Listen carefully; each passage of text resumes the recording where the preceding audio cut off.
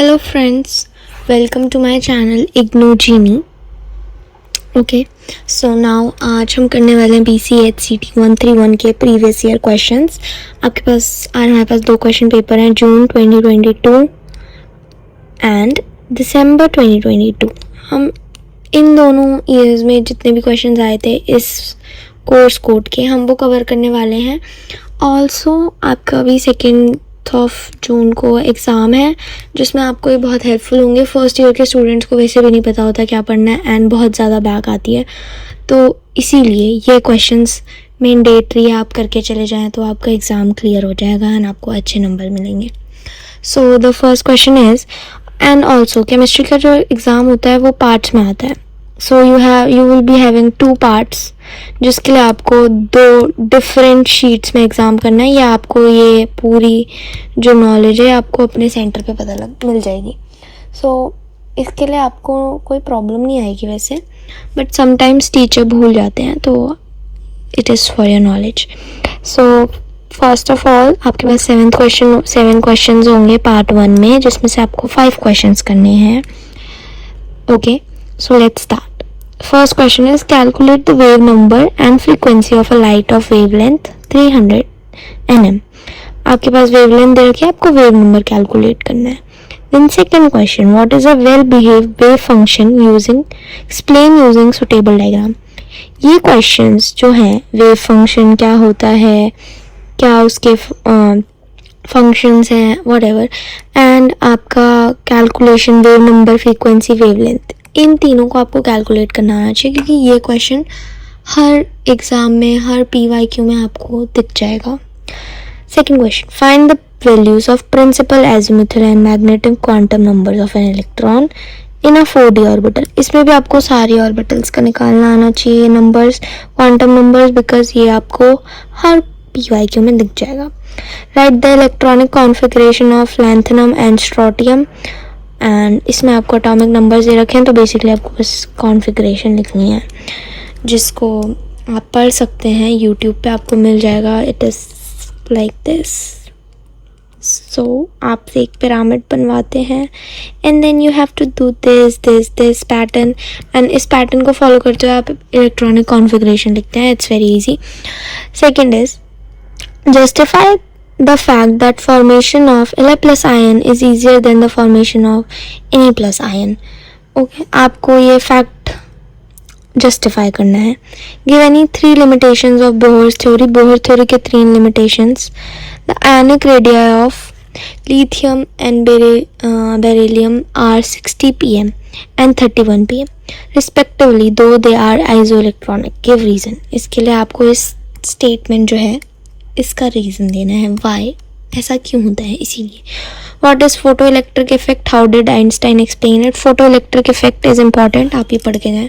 सारे Rutherford, Bohr, Thompson, आप इनके लिमिटेशंस पढ़ के जाएँ एंड आप इनके थ्योरीज़ पढ़ के जाएँ, क्योंकि ये एग्ज़ाम में आने वाला है। कौन कौन से, Bohr, Rutherford and J.J. Thomson, plum pudding, आप सबको याद होगा, and photo electric. These are very important. Photo electric के फंक्शंस भी और कहाँ कहाँ यूज़ होती है वो सब। Hund's rule for filling of electrons in orbital, Hund's rule state करना है। Write the molecular orbital configuration of O2 molecules and calculated bond order. आपको मॉलिक्यूलर ऑर्बिटल कॉन्फ़िगरेशन लिखनी है और उसके बॉन्ड ऑर्डर कैलकुलेट करना है। सो ये आपका अगेन एक डाइपोल मोमेंट कैलकुलेट करने के लिए HCl की एक न्यूमेरिकल है। आपको ऐसे न्यूमेरिकल्स आएंगे, आपको ऐसे न्यूमेरिकल्स आने चाहिए, बहुत ही इजी न्यूमेरिकल्स हैं। Using VS EPR theory predict the shape, आपको शेप प्रिडिक्ट करने को भी आएगा। Resonance structure of nitrite ion लिखो। Draw suitable diagram for bonding and anti-bonding orbitals formed from overlap of 2 py orbitals. आपको ये सब डायग्राम्स एंड ये सब बहुत अच्छे से करके जाना है, ये क्वेश्चन इंपॉर्टेंट है। देन पार्ट 2 में हमारे पास कौन कौन से क्वेश्चन हैं, ZE कॉन्फ़िगरेशन और RS कॉन्फ़िगरेशन। आपको इसके क्वेश्चंस करने आने चाहिए फर्स्ट ऑफ ऑल। मेरे को यहाँ दिख गया तो मैंने बता दिया। अभी नेक्स्ट में हमें वो दिख भी जाएगा RS वाला। What are Bronsted acid and bases? Give one example for each. आपको बताना है कि ये फॉलोइंग कंपाउंड्स में ज्योमेट्रिकल आइसोमेरिज्म है या नहीं। इसमें आपको ZD कॉन्फ़िगरेशन बताना है। आपको give the name of type of the each reaction shown below. आपको कौन सा टाइप की रिएक्शन है इनका नेम लिखना है, मतलब नेम करना है रिएक्शन को। Give one example each of position isomer and change isomer. Position isomer change isomer का एक एग्जाम्पल आपको देना है, तो आई वुड सजेस्ट आप 2 करके चली जाइए। Which of the following compounds can have distereoisomers? Write the Fisher projection of the distereoisomers. इन दोनों में से किस कंपाउंड का डायस्टेरियोआइसोमर हो सकते हैं? फिशर प्रोजेक्शन लिखिए उसके लिए। Why is the boat conformation of cyclohexane less stable than the chair conformation? Boat conformation cyclohexane का लेस स्टेबल क्यों होता है चेयर कन्फॉर्मेशन से? उसके लिए आपको रीज़न लिखना है। Reason. Define racemic, racemisation and resolution. आपको ये डिफाइंस करनी है important terms. Which is aromatic? Cyclopentadienyl carbanion और साइक्लोपेंटाडेनाइल डायनाइल कार्बोकेटायन। कार्बनायन कार्बोकेटायन दोनों में से इन दोनों के कार्बनायन कार्बो और कटायन में से क्या एरोमेटिक होता है आपको ये बताना है, उसका रीज़न देना है। Define the term nucleophile and electrophile giving one example. Write the structure of the tautomers for the followings. इनके जो भी टॉटोमर्स बनते हैं उनका स्ट्रक्चर आपको बताना है। Write the product of addition reaction of HBr to propene. What product will be formed when this reaction is done in the presence of peroxide? आपको ये रिएक्शन कंप्लीट करनी है कि अगर HBr को प्रोपीन से रिएक्ट करवाएंगे तो हमें क्या प्रोडक्ट मिलेगा, आपको प्रोडक्ट बताना है। और हमें वो भी दे रखा है कि किसकी प्रेजेंस में रिएक्ट करना है, पेरोक्साइड की। Right the product of ozonolysis. इसकी ओजोनोलिसिस करवाएंगे तो क्या प्रोडक्ट निकलेगा। आपको ये थोड़ा थोड़ा कुछ आना चाहिए ये क्लियर करने के लिए। एडिशन पॉलीमराइजेशन, कंडेंसेशन पॉलीमराइजेशन, ये रिएक्शंस, नेमिंग रिएक्शंस आपको आनी चाहिए,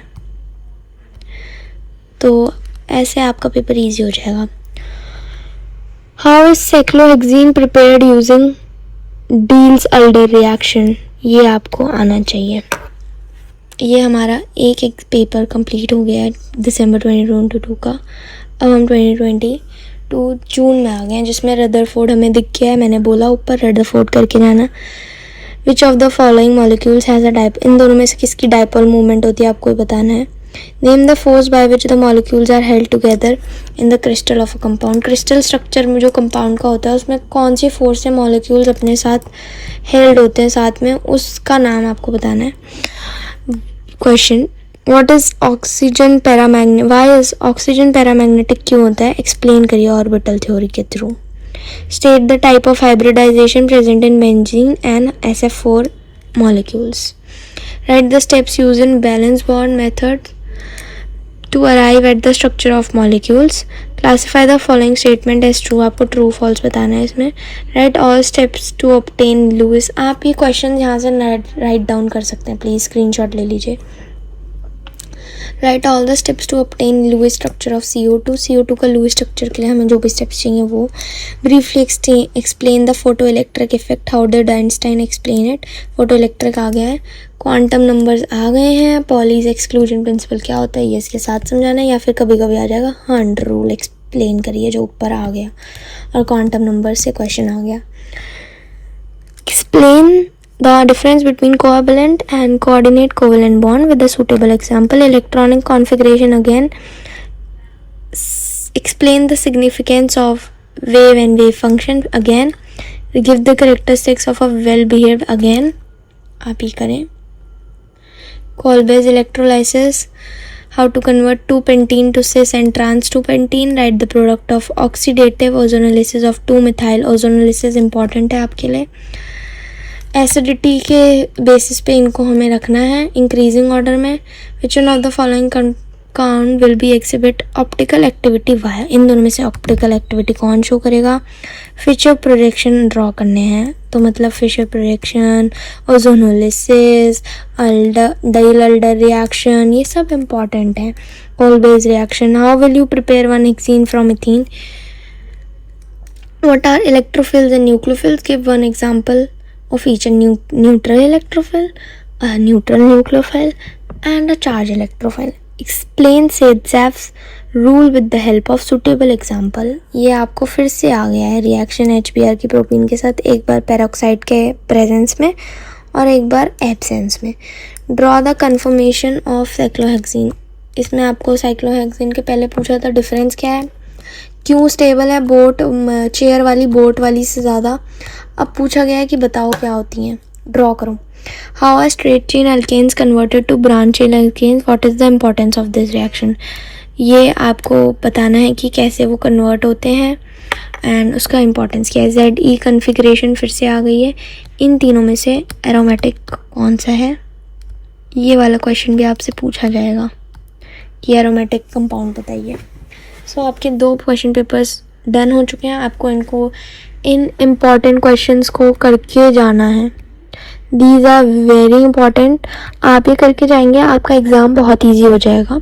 and I wish you all the best for your exam, all the best and thank you so much for watching. आप सब्सक्राइब करिए for more such videos and ऐसे ही views दीजिए। Thank you for watching. Also आपको याद रखना है कि जितने भी इम्पोर्टेंट टॉपिक्स वीडियो में डिस्कस किए गए हैं आप वो ज़रूर पढ़ के जाएं, बिकॉज एग्ज़ाम इग्नू का ज़्यादातर सेम पैटर्न ही फॉलो करता है, वो ज़्यादा चेंजेस नहीं करते हैं। It's not that competitive. अगर आप अच्छे से ऐसे ही जैसे अभी हमने आपको क्वेश्चंस कराए हैं, इन क्वेश्चंस को एकदम कोऑर्डिनेटेड वे में और अच्छे से पढ़ेंगे तो आपका एग्ज़ाम क्लियर हो जाएगा, आपको कोई फेल नहीं करेगा। सो एंड आप फर्स्ट ईयर के भी होंगे या कुछ बच्चे भाग भी दे रहे होंगे, तो उनको ऑल द बेस्ट एंड आप इन क्वेश्चंस को करके जाके अपना एग्ज़ाम क्लियर करिए। Thank you so much for watching.